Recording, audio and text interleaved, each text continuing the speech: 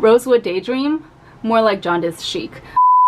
Hi everyone, welcome back to the Strawberry Lily channel and welcome to today's video. Today I'm going to be doing part 1 of my review for the new RMK Fall 2021 collection, which is called Rosewood Daydream. Perfect name because that is exactly what every single item in this collection evokes. So today I'm going to be trying out for you every single item that I picked up except for the 4-pan eyeshadow palettes. I am saving those for part 2 because I feel like they deserve their own video. Fun fact, this is actually the first collection produced by RMK under their new creative director who goes by Yuki.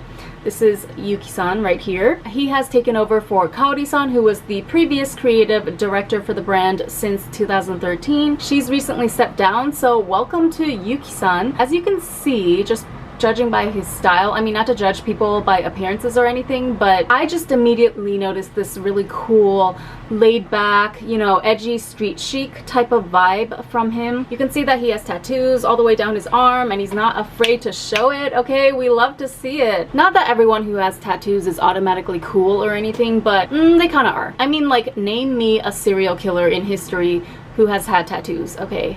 You can't. No, I'm kidding. Don't look that up because I'm not confident about that actually. Anyway, according to Yuki's introduction video, which I'll link down below if you're interested in watching, it's in Japanese though, of course. He has done work in the past for Pat McGrath in New York. He's worked with Western celebrities such as Solange Knowles, like wow, I'm assuming as a makeup artist. And he also started off his career being a hairstylist straight out of high school. He also used to dance to hip-hop and R&B music in Shibuya a lot when he was younger. Me too! I literally just was dancing in Shibuya like 2 days ago. We are practically the same. So I'm very excited to see the direction that the RMK brand is going to take under his leadership. I'm hoping and expecting that he's going to bring a rawness and maybe edginess to the brand that we've never seen before. He said he doesn't like cutesy makeup at all. He said that in the interview, so automatically that gets me excited. I mean, nothing against cutesy, traditional Japanese doll-like makeup, but it's just like, oh, finally, someone who's not afraid to think outside the box, you know? Because RMK is a top-tier Japanese luxury makeup brand, so they have this very pristine image. Not that there's anything wrong with that, but it would be nice to see them take more risks in the future. And I think they actually have room to be a little bit more avant-garde, a little more risk-taking, because they are relatively still a newer, trendier brand as compared to, let's say, a Dior or a Chanel in the, you know, in the luxury makeup department. So yeah, already I can see with this gorgeous new Rosewood Daydream collection that we are off to a great start with the new creative director. Okay, so let's just jump straight into the products that I used today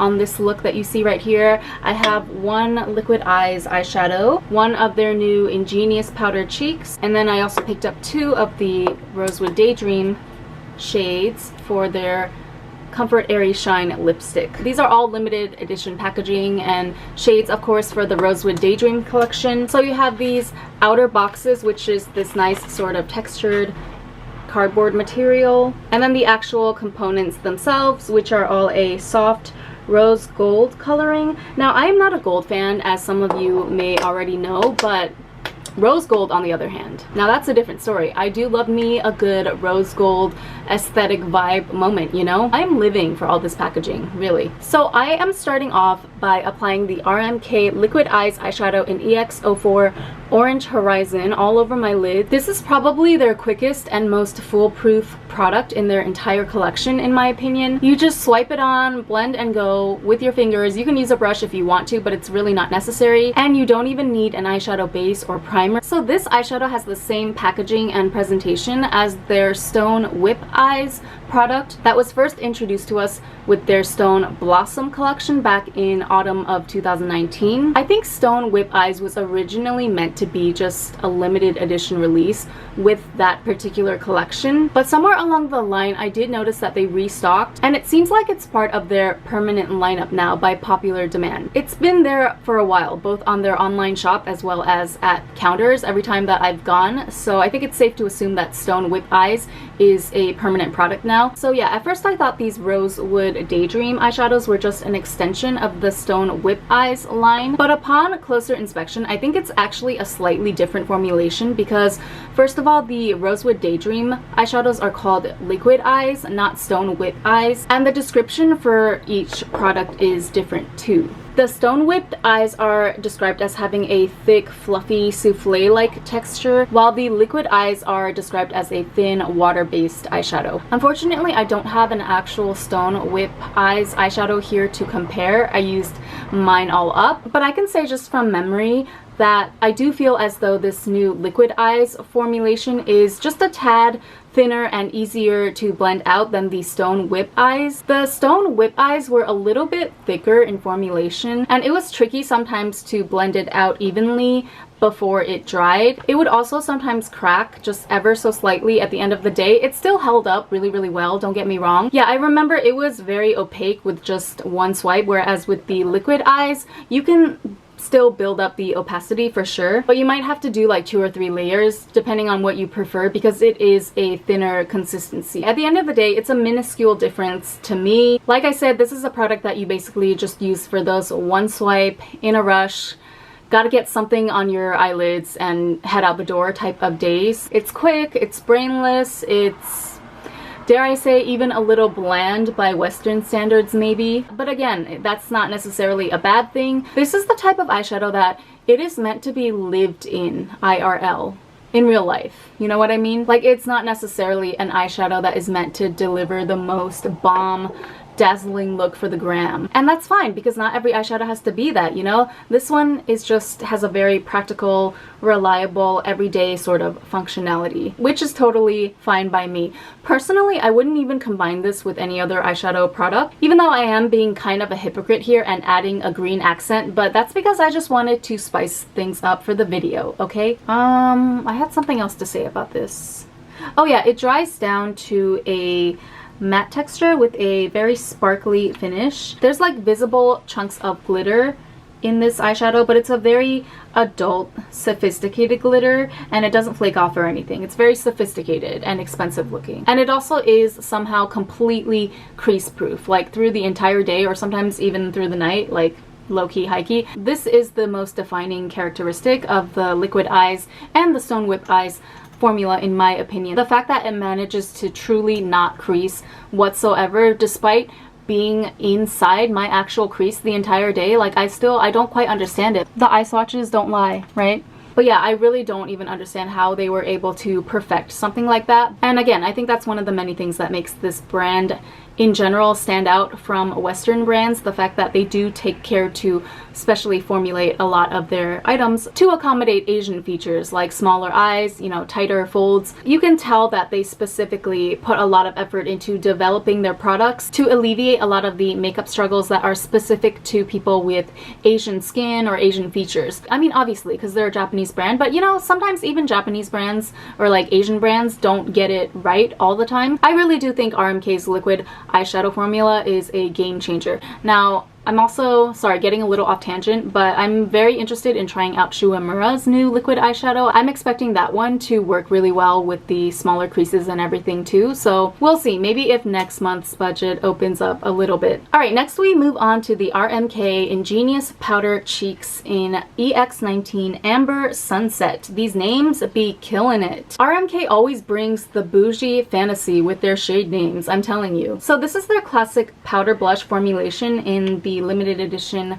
Rosewood Daydream packaging. The Ingenious Powder Cheeks line as a whole, however, has been part of RMK's regular offerings for a long time. I think this is actually my first time trying out this original blush formulation by them. Yeah, like every other RMK blush that I've tried in the past has been an exclusive limited edition thing, like the packaging, the shade, everything. So this is exciting. I get to finally try out their basic powder blush formula. So formula wise, this is absolute perfection as you would expect from RMK. I think the Ingenious Powder Cheeks is one of their most popular or most recommended products of all time anyway. Super finely milled, super easy to blend, no patchiness at all, doesn't skip, not over bare skin, not over foundation, what have you. You can easily achieve a very flawless airbrushed blend regardless. Since it is so finely milled, there's also virtually no kick up whatsoever, which makes for not so great finger and arm swatches.